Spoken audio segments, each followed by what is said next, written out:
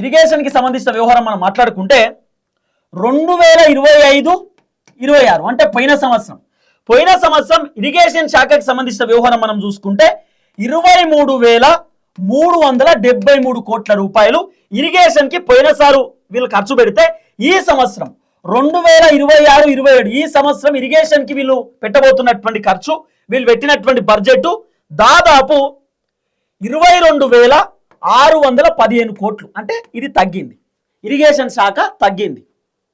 Irrigation శాఖ పోయిన సంవత్సరం 2025 నుండి 26 ఇరిగేషన్ శాఖ పోయిన సంవత్సరం కాంగ్రెస్ ప్రభుత్వం 23,373 కోట్ల రూపాయలు బడ్జెట్ కేటాయిస్తే ఈ సంవత్సరం 2026-27 ఈ సంవత్సరంలో 22,615 కోట్ల రూపాయలు, సుమారు 1000 కోట్ల రూపాయలు తగ్గించేటటువంటి కార్యక్రమం చేశారు ఇరిగేషన్ శాఖకు సంబంధించినటువంటి అంశంలో.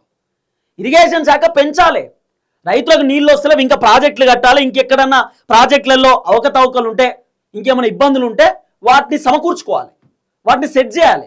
కానీ కాంగ్రెస్ ప్రభుత్వం మాత్రం అవసరం ఉన్న కాడ బడ్జెట్ పెడతలేరు, అనవసరం ఉన్న కాడ మాత్రం బడ్జెట్ పెట్టే కార్యక్రమం చేస్తూ ఉన్నారు. అన్ని అంశాలు అవసరమే, అవసరం లేదని కాదు, కానీ ఇంకా అత్యవసరం ఉండేటటువంటి వాటికి బడ్జెట్ కేటాయించాల్సిన అవసరం ఉంటుంది.